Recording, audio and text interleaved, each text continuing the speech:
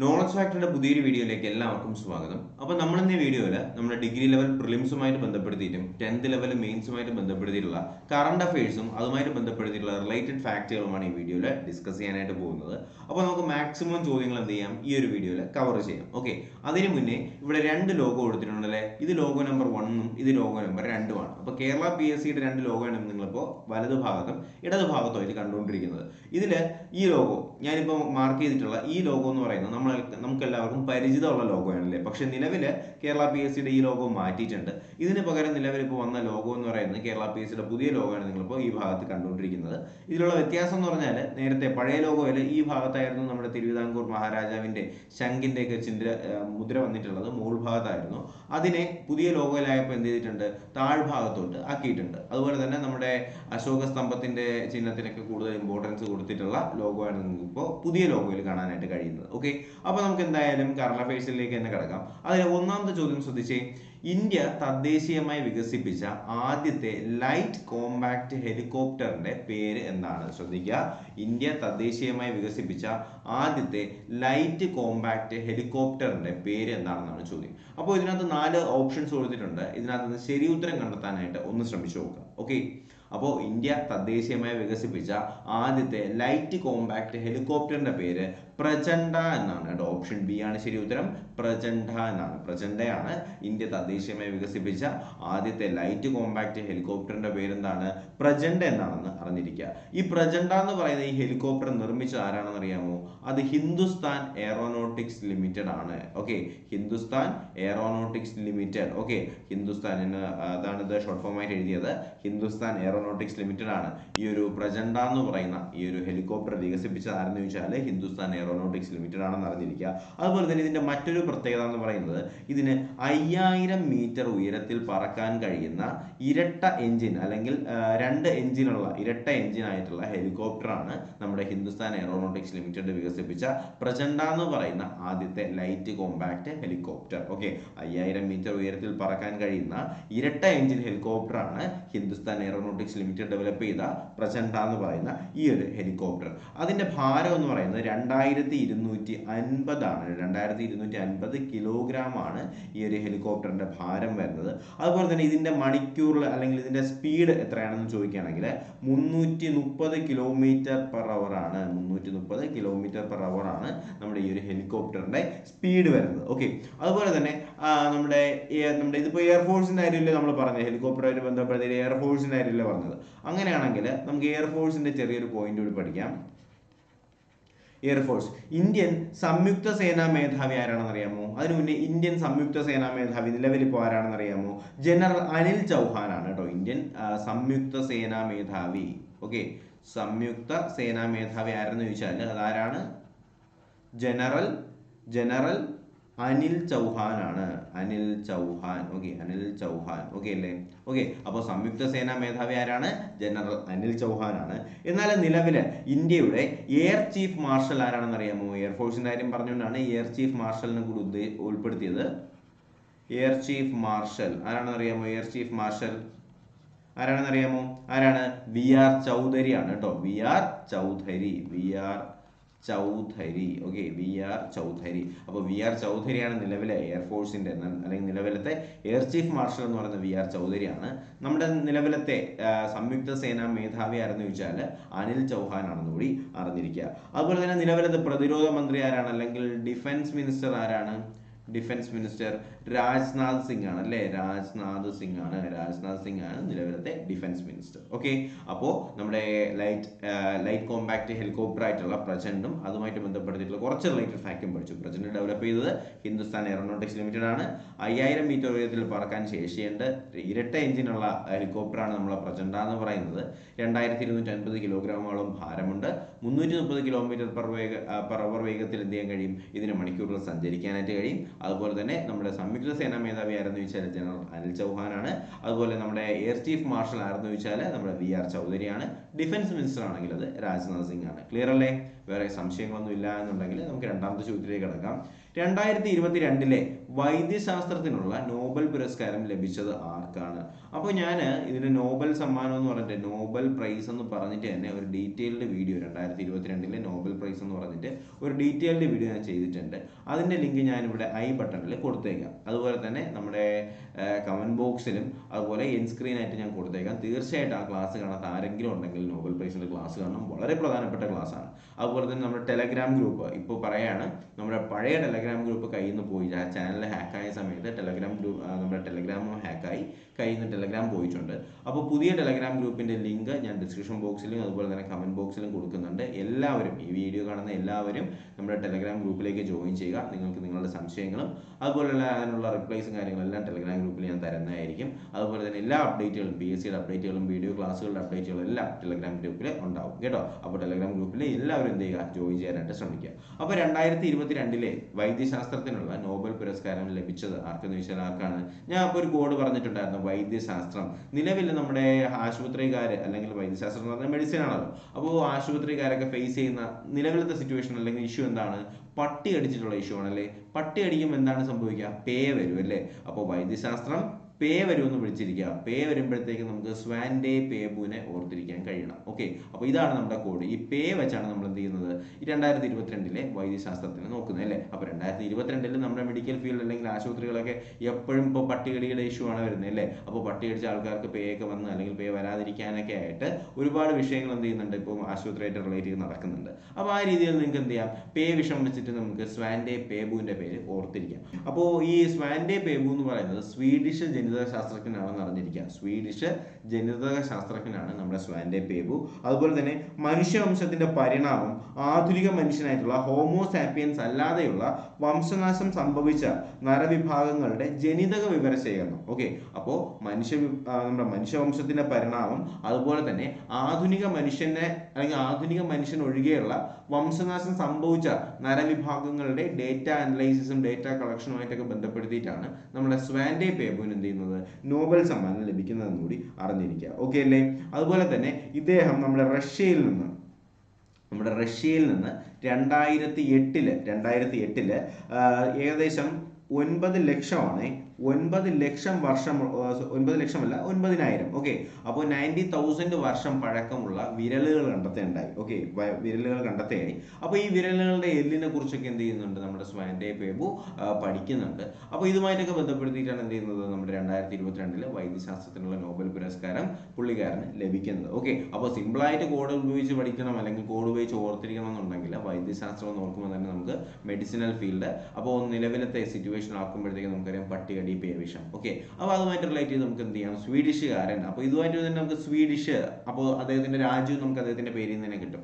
അതുപോലെ തന്നെ പേ വിഷം, പേബു. ഓക്കെ, അപ്പോൾ ആ രീതിയിൽ നമുക്ക് എന്ത് ചെയ്യാം, ഈ ഒരു സ്വാൻഡേ പേബുവിനെ നമുക്ക് ഓർത്തിരിക്കാനായിട്ട് കഴിയണം. ഓക്കെ, അപ്പോൾ നമുക്കൊരു മൂന്നാമത്തെ ചോദ്യത്തിലേക്ക് തന്നെ കടക്കാം. നീണ്ട 8 വർഷത്തെ പ്രവർത്തനത്തിന് ശേഷം ദൗത്യം പൂർത്തീകരിച്ച ഇന്ത്യയുടെ ചൊവ്വ പര്യവേഷണ പേടകം ഏതാണ്? അപ്പോൾ ഇന്ത്യയുടെ ചൊവ്വ പര്യവേഷണ പേടകം എന്ന് കേൾക്കുമ്പോൾ തന്നെ നമുക്ക് 4 ഓപ്ഷൻസിനകത്ത് നിന്ന് ഒരു ഉത്തരം നമുക്ക് ഓട്ടോമാറ്റിക്കായിട്ട് മനസ്സിലോട്ട് വരും. ഏതാണ്? മംഗൾയാനാണ് അല്ലേ. അപ്പോൾ നീണ്ട 8 വർഷത്തെ പ്രവർത്തനത്തിന് ശേഷം ദൗത്യം പൂർത്തീകരിച്ച ഇന്ത്യയുടെ ചൊവ്വ പര്യവേഷണ പേടകം ഏതെന്ന് ചോദിച്ചാൽ അത് മംഗൾയാനാണെന്ന് അറിഞ്ഞിരിക്കുക. ഓക്കെ അല്ലേ. ഈ മംഗൾയാനെ കുറിച്ച് നമുക്ക് നോക്കുകയാണെങ്കിൽ ഇന്ത്യയുടെ ആദ്യത്തെ ഗ്രഹാന്തര ദൗത്യമാണ് മംഗൾയാൻ അഥവാ മാർസ് ഓർബിറ്റൽ മിഷൻ കേട്ടോ. അപ്പം മംഗൾയാനെ തന്നെയാണ് നമ്മൾ മാർസ് ഓർബിറ്റൽ മിഷൻ എന്ന് പറയുന്നത്. അപ്പോൾ ഇത് വിക്ഷേപിച്ചെന്നറിയാമോ? 2013 2013 നവംബർ 5 എന്ത് ചെയ്യുന്നത്, നമ്മുടെ മംഗൾയാൻ വിക്ഷേപിക്കുന്നത്. ഓക്കെ, അപ്പോൾ ഇന്ത്യയുടെ തന്നെ ആദ്യത്തെ ഗ്രഹാന്തര ദൗത്യമാണ് മംഗൾയാൻ അല്ലെങ്കിൽ മാർസ് ഓർബിറ്റൽ മിഷൻ. ഇത് വിക്ഷേപിച്ചതെന്ന് ചോദിച്ചാൽ അത് 2013 നവംബർ 8 ഇത് വിക്ഷേപിച്ചത് എന്നുകൂടി അറിഞ്ഞിരിക്കുക. ഈ മംഗൾയാനെ ഭ്രമണപഥത്തിൽ എത്തിച്ച റോക്കറ്റ് ഏതാണെന്ന് അറിയാമോ? നമുക്കറിയാം മംഗൾയാൻ എന്ന് പറയുന്ന ഒരു സാറ്റലൈറ്റ് ആണ്. അപ്പോൾ ഇതിനെ ഭ്രമണപഥത്തിൽ എത്തിച്ച അല്ലെങ്കിൽ മാർസിലേക്ക് എത്തിച്ച റോക്കറ്റിന്റെ പേര് എന്താണെന്ന് വെച്ചാൽ വളരെ പ്രധാനപ്പെട്ടതാണ്. PSLV XL-C25 തെറ്റിക്കരുത്. PSLV XL-C25 എന്ന് പറയുന്ന റോക്കറ്റാണ് എന്ത് ചെയ്യുന്നത്, നമ്മുടെ മംഗൾയാനെ 2013 നവംബർ 5 ഭൂമിയിൽ നിന്ന് ഭ്രമണപഥത്തിലേക്ക് എത്തിച്ചത് എന്താണ്, PSLV XL-C25 എന്ന് പറയുന്ന റോക്കറ്റ് ആണെന്ന് അറിഞ്ഞിരിക്കുക. ആ സമയത്ത് മംഗൾയാന്റെ മിഷൻ ഡയറക്ടർ ആരാണെന്ന് അറിയാമോ? മംഗൾയാന്റെ മിഷൻ ഡയറക്ടറിന്റെ പേര് കേശവ് എന്നാണ് കേട്ടോ. വി കേശവ് എന്നാണ്. വി കേശവ. ഓക്കെ, മംഗൾയാന്റെ മിഷൻ ഡയറക്ടറിന്റെ പേര് എന്താണ്? വി കേശവയാണെന്ന് അറിഞ്ഞിരിക്കുക. അതുപോലെ തന്നെ നമ്മുടെ ISROയുടെ മംഗൾയാൻ ദൗത്യം പ്രമേയമാക്കി പുറത്തിറക്കിയ ഒരു സിനിമയുണ്ട്. നിങ്ങൾ കണ്ടിട്ടുണ്ടാവും. ISROയുടെ മംഗൾയാൻ ദൗത്യത്തെ പ്രമേയമാക്കി പുറത്തിറക്കിയ ഒരു സിനിമയുണ്ട്. ആ ഒരു മൂവിയുടെ പേര് അല്ലെങ്കിൽ സിനിമയുടെ പേര് എന്താണെന്ന് അറിയാമോ? മിഷൻ മംഗൾ എന്നാണ് കേട്ടോ. എന്താണ്? Mission Mangal. Okay, mission Mangal എന്നാണ്. ഓക്കെ, അപ്പോൾ നമ്മുടെ ഈ ഒരു മാർസ് ഓർബിറ്റൽ മിഷൻ മംഗൾയാനുമായിട്ടൊക്കെ ബന്ധപ്പെടുത്തിയിട്ട് പുറത്തിറങ്ങിയ ഒരു സിനിമയുടെ പേരാണ് മിഷൻ മംഗൾ. ഓക്കെ, അപ്പോൾ എന്താണ് പറഞ്ഞത്, 8 വർഷത്തെ ദൗത്യത്തിന് ശേഷം നമ്മുടെ ചൊവ്വ അല്ലെങ്കിൽ ഇന്ത്യയുടെ ചൊവ്വ പരിവേഷണം നിർത്തലാക്കി അല്ലെങ്കിൽ 8 വർഷത്തെ പ്രവർത്തനത്തിന് ശേഷം ദൗത്യം പൂർത്തീകരിച്ച ഇന്ത്യയുടെ പര്യവേഷണ പേടകം ഏതെന്ന് ചോദിച്ചാൽ, ചൊവ്വ പരിവേഷണ പേടകം ചോദിച്ചാൽ നമുക്കറിയാം മംഗൾയാനാണ്. 2013 നവംബർ 5 ഇത് വിക്ഷേപിക്കുന്നത്. PSLV XL-C25 എന്ത് ചെയ്യുന്നത്, മംഗൾയാനെ ചൊവ്വ നമ്മുടെ ഭ്രമണപഥത്തിലേക്ക് എത്തിക്കുന്നത്. അതുപോലെ തന്നെ ഇതിന്റെ മിഷൻ ഡയറക്ടർ ചോദിച്ചാൽ വി കേശവയാണ്. ഇതുമായിട്ട് ബന്ധപ്പെടുത്തിയിട്ട് ഒരു സിനിമയുണ്ട്. ആ സിനിമയുടെ പേരാണ് മിഷൻ മംഗൾ അല്ലേ. Okay, mission Mangal. ഓക്കെ, അപ്പോൾ വളരെ പ്രധാനപ്പെട്ടാണ് ഈ മംഗൾയാനുമായിട്ട് ബന്ധപ്പെടുത്തിയിട്ടുള്ള ഇത്രയും ചോദ്യങ്ങൾ. അടുത്ത 4ാമത്തെ ചോദ്യം ശ്രദ്ധിക്കുക. സ്ത്രീകൾക്കും കുട്ടികൾക്കും രാത്രികാലങ്ങളിൽ സുരക്ഷിത അഭയം ഉറപ്പാക്കുന്ന പദ്ധതിയുടെ പേരെന്താണ്? ശ്രദ്ധിക്കുക. സ്ത്രീകൾക്കും കുട്ടികൾക്കും രാത്രികാലങ്ങളിൽ സുരക്ഷിത അഭയം ഉറപ്പാക്കുന്ന പദ്ധതിയുടെ പേര് എന്താണെന്നാണ് നമ്മുടെ 4ാമത്തെ ചോദ്യം. എന്താണത്? എൻ്റെ കൂടെ എന്നാണ് കേട്ടോ. എൻ്റെ കൂടെ എന്നാണ്. സ്ത്രീകൾക്കും കുട്ടികൾക്കും രാത്രികാലങ്ങളിൽ സുരക്ഷിത അഭയം ഉറപ്പാക്കുന്ന പദ്ധതിയുടെ പേരെന്താണ്?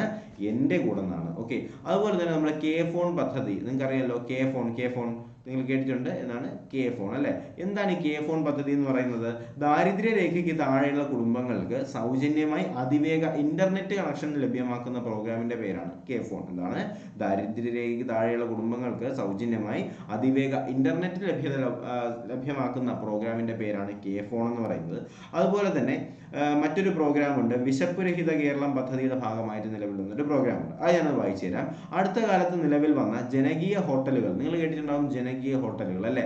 അപ്പോൾ ഈ ജനകീയ ഹോട്ടലുകൾ എന്ന് പറഞ്ഞാൽ എന്താണ്? കുറഞ്ഞ അളവിൽ അല്ലെങ്കിൽ കുറഞ്ഞ വിലയിൽ എന്ത് ചെയ്യുക, ഭക്ഷണം ലഭ്യമാക്കുക എന്ന് പറയുന്ന ഒരു സംരംഭമാണ് എന്ത് ജനകീയ ഹോട്ടൽ എന്ന് പറയുന്നത്. അപ്പോൾ അടുത്ത കാലത്ത് നിലവിൽ വന്ന ജനകീയ ഹോട്ടലുകൾ വിശപ്പ് രഹിത കേരളം പദ്ധതിയുടെ ഭാഗമാണ്. വിശപ്പ് രഹിത കേരളം പദ്ധതിയുടെ ഭാഗമായിട്ട് വന്നതാണ് ജനകീയ ഹോട്ടലുകൾ. അതുപോലെ തന്നെ നമുക്കറിയാം ക്ഷീരഗ്രാമം. എന്താണ് ക്ഷീരഗ്രാമം എന്ന് പറയുന്ന പ്രോഗ്രാം? എന്താണ് ക്ഷീരഗ്രാമം? കേരളത്തിനെ പാലുൽപാദനത്തിൽ സ്വയം പര്യാപ്തയാക്കുക എന്ന ലക്ഷ്യത്തോടെ നിലവിൽ വന്ന പ്രോഗ്രാമാണ് ക്ഷീരഗ്രാമം. കേരളത്തെ പാലുൽപാദനത്തിന്റെ കാര്യത്തിൽ സ്വയം പര്യാപ്തനാക്കുക എന്ന് പറയുന്ന ലക്ഷ്യത്തോടെ നിലവിൽ വന്ന പ്രോഗ്രാമിന്റെ പേരെന്താണ്?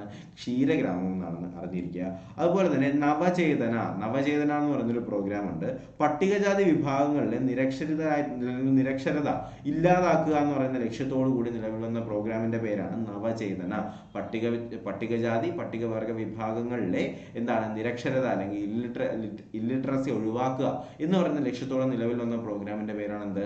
നവചേതന. ഓക്കെ, അപ്പോൾ ഇത്രയും പ്രോഗ്രാംസിന്റെ പേര് ഒക്കെ നിങ്ങളൊന്ന് ജസ്റ്റ് ഒന്ന് അറിഞ്ഞിരിക്കുക. അപ്പോൾ നമ്മുടെ എൻ്റെ കൂടെ എന്ന് പറയുന്ന ഈ ഒരു പ്രോഗ്രാം പറഞ്ഞതുകൊണ്ട് ബാക്കി പ്രോഗ്രാം കൂടി പറഞ്ഞതേ ഉള്ളൂ. അടുത്ത 5ാമത്തെ ചോദ്യം. രാജ്യാന്തര അഹിംസാ ദിനത്തോടനുബന്ധിച്ച് ഗാന്ധിജിയുടെ പൂർണ്ണകായ ഹോളോഗ്രാം പ്രദർശിപ്പിച്ചത് ഏത് രാജ്യാന്തര സംഘടനയുടെ യോഗത്തിലാണെന്നാണ് ചോദ്യം. ഓക്കെ, അപ്പോൾ രാജ്യാന്തര അഹിംസാ ദിനത്തോടനുബന്ധിച്ചുകൊണ്ട് ഗാന്ധിജിയുടെ ഹോളോഗ്രാം പ്രദർശിപ്പിച്ചത് ഏത് രാജ്യാന്തര സംഘടനയുടെ യോഗത്തിലാണെന്നാണ് നമ്മുടെ 5ാമത്തെ ചോദ്യം വരുന്നത്. 5ാമത്തെ ചോദ്യത്തിന് ശരി ഉത്തരം എന്താണ്? UN ആണ് കേട്ടോ. യുണൈറ്റഡ് നേഷൻസിന്റെ പ്രോഗ്രാമിലാണ് എന്ത് ചെയ്യുന്നത്? ഗാന്ധിജിയുടെ പൂർണ്ണമായിട്ടുള്ള ഒരു ഹോളോഗ്രാം പ്രദർശിപ്പിച്ചത് എന്ന് നിങ്ങളൊന്ന് അറിഞ്ഞിരിക്കുക. 6ാമത്തെ ചോദ്യം. ഈയിടെ അന്തരിച്ച കേരളത്തിലെ ആദ്യത്തെ പോസ്റ്റ് വുമൺ ആരാണ്? ആരാണെന്നാണ് നമ്മുടെ 6ാമത്തെ ചോദ്യം. ആരാണ്? ആനന്ദവല്ലിയാണ് കേട്ടോ. ഓപ്ഷൻ എ ആണ് ശരി ഉത്തരം. ആനന്ദവല്ലിയാണ്. ഈയിടെ അന്തരിച്ച കേരളത്തിലെ ആദ്യത്തെ പോസ്റ്റ് വുമൺ ആരെന്ന് ചോദിച്ചാൽ അത് ആനന്ദവല്ലിയാണെന്ന് അറിഞ്ഞിരിക്കുക. ഓക്കെ, അപ്പോൾ 1964 എന്ത് ചെയ്യുന്നത്? ആനന്ദവല്ലി കേരളത്തിലെ പോസ്റ്റ് വുമൺ ആയിട്ട് ആദ്യമായിട്ട് പ്രവേശിച്ചത് അല്ലെങ്കിൽ പോസ്റ്റ് എന്ന് പറയുന്ന ഇന്ത്യൻ പോസ്റ്റൽ സർവീസിലേക്ക് ആനന്ദവല്ലി പ്രവേശിക്കുന്നത് 1964 അറിഞ്ഞിരിക്കുക.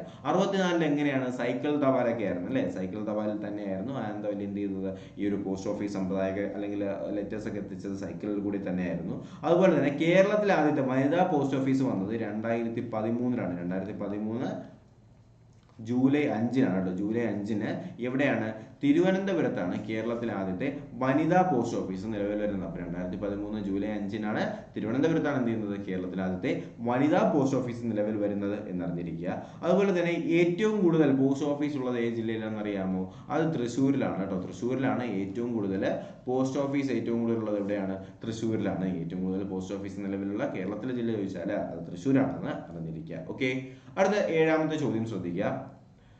അടുത്ത ചോദ്യം, ലോകത്തെ ആദ്യത്തെ ഇലക്ട്രിക് വിമാനം ഏതാണ്? ലോകത്തിലെ ആദ്യത്തെ ഇലക്ട്രിക് വിമാനം ഏതെന്നാണ് നമ്മുടെ 8ാമത്തെ ചോദ്യം. ഓക്കെ, അപ്പോൾ ലോകത്തിലെ ആദ്യത്തെ ഇലക്ട്രിക് വിമാനം ഏതാണ്? ഈ 4 പറയുന്നുണ്ട്. ഇതിൽ ഏതാണ് ലോകത്തിലെ ആദ്യത്തെ ഇലക്ട്രിക് വിമാനം എന്ന് അറിയാമോ? അത് ആലീസ് എന്ന് പറയുന്നതാണ് കേട്ടോ. ആലീസ്, ഓപ്ഷൻ സി ആണ് ശരി ഉത്തരം. ലോകത്തിലെ ആദ്യത്തെ ഇലക്ട്രിക് വിമാനം എന്ന് ചോദിച്ചാൽ അത് ആലീസ് ആണെന്ന് അറിഞ്ഞിരിക്കുക. ഇത് ഏത് രാജ്യത്തിൻ്റെ ആണെന്ന് അറിയാമോ? ഇസ്രായേലിൻ്റെ ആണേ. ഇസ്രായേലിൻ്റെ ആണ്. അപ്പോൾ ഇസ്രായേൽ ആസ്ഥാനമായ ഏവിയേഷൻ ആണ് എന്ത് ചെയ്യുന്നത്, ഈ ഒരു ആലീസ് എന്ന് പറയുന്ന ഈ ഒരു വിമാനം വികസിപ്പിച്ചത്. അപ്പോൾ ഇസ്രായേൽ ആസ്ഥാനമായിട്ടുള്ള ഏവിയേഷൻ കമ്പനിയാണ് ആലീസ് വികസിപ്പിച്ചതെന്ന് അറിഞ്ഞിരിക്കുക. ഇതിൻ്റെ സ്പീഡ് ചോദിച്ചാൽ 480 km/h ആണ്. 480 km/h ആണ് ആലീസിൻ്റെ സ്പീഡ്. 480 km/h ആണെന്ന് അറിഞ്ഞിരിക്കുക. ഓക്കെ, അതുപോലെ തന്നെ ഇന്ത്യയിൽ വ്യോമഗതാഗതം ആരംഭിച്ചത് 1911-നാണ്. 1911-നാണ് എന്ത് ചെയ്യുന്നത്, ഇന്ത്യയിലെ വ്യോമഗതാഗതം ആരംഭിക്കുന്നത്.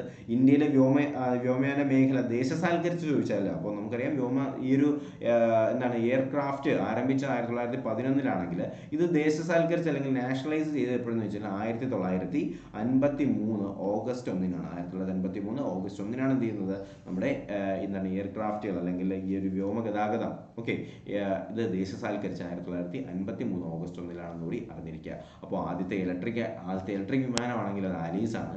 ആലീസ് ഇസ്രായേൽ കമ്പനിയാണ് നിർമ്മിച്ചത്. നമ്മുടെ അതിൻ്റെ സ്പീഡ് പറഞ്ഞു 480 km/h ആണെന്ന് പറഞ്ഞു.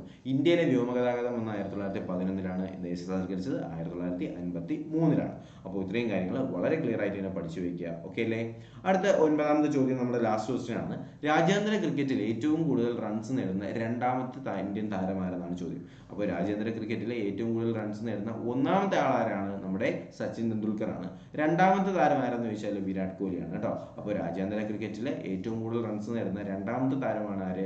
വിരാട് കോഹ്ലി എന്ന് പറഞ്ഞിരിക്കുക. 1ാമത്തെ ആര് തന്നെയാണ്? നമ്മുടെ സച്ചിൻ തെണ്ടുൽക്കർ ആണ്. വിരാട് കോഹ്ലിക്ക് 24,000 റണ്ണാണ് കേട്ടോ. 24,130 റണ്ണാണ് വിരാട് കോഹ്ലിയുടെ രാജ്യാന്തര ക്രിക്കറ്റിലെ റൺസ് എന്ന് പറയുന്നത്. നമ്മുടെ സച്ചിൻ തെണ്ടുൽക്കറാണെങ്കിൽ സച്ചിൻ രമേശ് തെണ്ടുൽക്കർ ആണ് SRT എന്ന് പറയുന്നത്. അപ്പോൾ സച്ചിൻ തെണ്ടുൽക്കർ റൺസ് നോക്കുകയാണെങ്കിൽ 34,357 ആണ്. ഓക്കെ, അപ്പോൾ ഇതാണ് സച്ചിൻ തെണ്ടുൽക്കറിന്റെ നിലവിലത്തെ റൺസ് റേറ്റ് എന്ന് പറയുന്നത്. ഓക്കെ, അപ്പോൾ രാജ്യാന്തര ക്രിക്കറ്റിലെ ഏറ്റവും കൂടുതൽ റൺസ് നേടുന്ന 2ാമത്തെ ഇന്ത്യൻ താരമാണ് ആര്? നമ്മുടെ വിരാട് കോഹ്ലി എന്ന് അറിഞ്ഞിരിക്കുക. അതുപോലെ തന്നെ ഏകദിന ക്രിക്കറ്റിൽ ഏറ്റവും കൂടുതൽ വേഗത്തിൽ 10,000 റൺസ് നികച്ച താരമാരാണ്? വിരാട് കോഹ്ലിയാണ്. ഏകദിന ക്രിക്കറ്റിൽ വൺ ഡേ ക്രിക്കറ്റിൽ ഏറ്റവും വേഗത്തിൽ 10,000 റൺസ് നേടുന്ന ആദ്യത്തെ ഇന്ത്യൻ താരവുമാർ തന്നെയാണ് നമ്മുടെ വിരാട് കോഹ്ലിയാണെന്ന് അറിഞ്ഞിരിക്കുക. അതുപോലെ ടെസ്റ്റ് ക്രിക്കറ്റിൽ ഇന്ത്യ ഏറ്റവും കൂടുതൽ തവണ വിജയത്തിൽ എത്തിച്ച ക്യാപ്റ്റൻ ആരാണെന്ന് ചോദിച്ചാലും ആരാണ്? വിരാട് കോഹ്ലിയാണ്. ടെസ്റ്റ് ക്രിക്കറ്റിലെ ഇന്ത്യൻ ടീമിനെ ഏറ്റവും കൂടുതൽ തവണ വിജയത്തിലേക്ക് എത്തിച്ച ക്യാപ്റ്റനും ആര് തന്നെയാണ്? വിരാട് കോഹ്ലിയാണെന്ന് അറിഞ്ഞിരിക്കുക. ഓക്കെ, അപ്പോൾ ഇത്രയും കാര്യമാണ് എന്ത് ചെയ്യേണ്ടത്, നമുക്ക് ഈ ഒരു ക്ലാസ്സിനകത്ത് ഉൾപ്പെടുത്തിയിട്ടുള്ളത്. ഈ ഒരു 9 ചോദ്യങ്ങളും അതുമായിട്ട് ബന്ധപ്പെടുത്തിയിട്ടുള്ള റിലേറ്റഡ് ഫാക്റ്റുകളുമാണ്. അപ്പോൾ എന്തായാലും നിങ്ങൾക്ക് ഈ ഒരു ക്ലാസ് വളരെയധികം ഫലപ്രദമായി എന്ന് തന്നെ ഞാൻ വിശ്വസിക്കുന്നു.